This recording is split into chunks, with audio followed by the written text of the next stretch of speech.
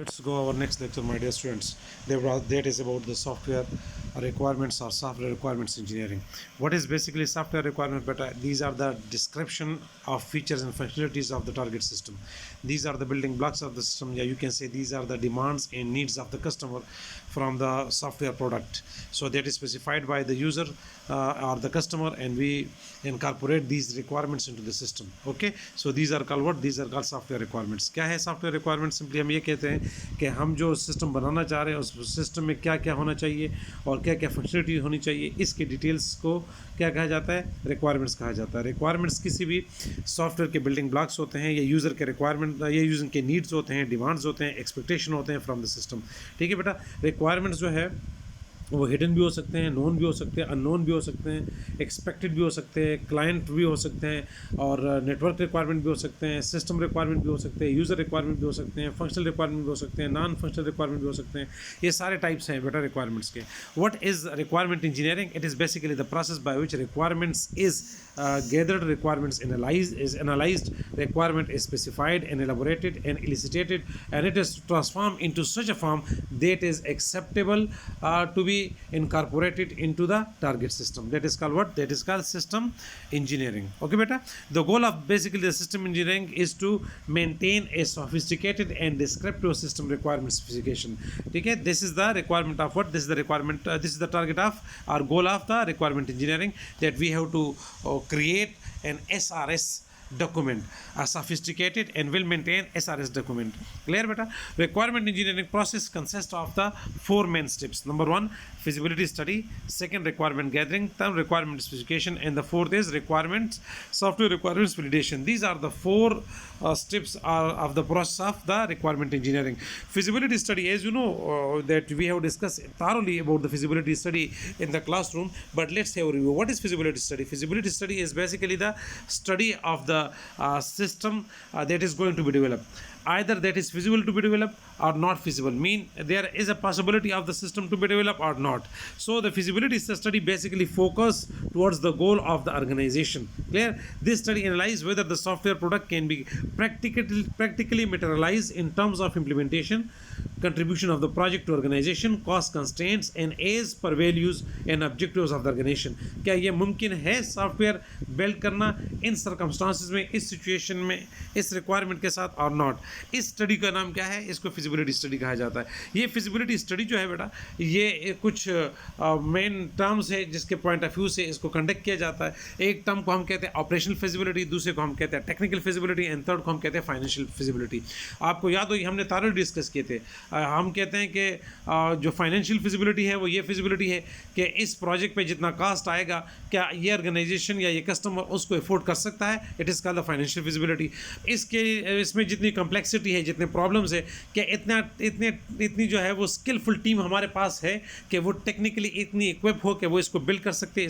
इसको कहते हैं टेक्निकल फिजिबिलिटी. और फिर ऑपरेशनल फिजिबिलिटी. ऑपरेशनल फिजिबिलिटी है कि अगर ये प्रोडक्ट बन जाए, ठीक है ना जी, सॉफ्टवेयर बिल्ड हो जाए, तो इसको रन करने, ऑपरेट करने वाली टीम जो है इसको ऑपरेट कर सकेगी. जिस एनवायरनमेंट में इसे रन होना है, इसको ऑपरेशनल फिजिबिलिटी कहा जाता है. तो एक तो ये हो गया बेटा फिजिबिलिटी. सेकंड जो प्रोसेस का स्टेप है, दैट इज रिक्वायरमेंट गैदरिंग. हम जब भी कोई सॉफ्टवेयर बिल्ड करेंगे, फर्स्ट स्टेप ये होगा बेटा कि हम जो है उसके रिक्वायरमेंट्स को गैदर करेंगे.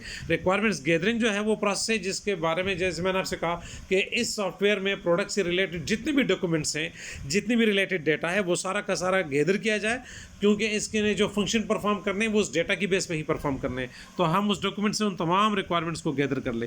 फिर इन गैदर रिक्वायरमेंट्स के बेस पर हम एक SRS को डेवलप कर सके. What is SRS? It is a document created by a system analyst after the requirements are collected from various stakeholders. What SRS does? SRS defines the intended software will interact with the hardware, external interfaces, speed of the operation, response time of the system, portability of software across various platforms, maintainability, speed of recovery after crashing, security, quality, limitations, etc., etc. These all the things are defined by the SRS. It is a requirement specification document. Mean it specify all the requirements of the system in this detail.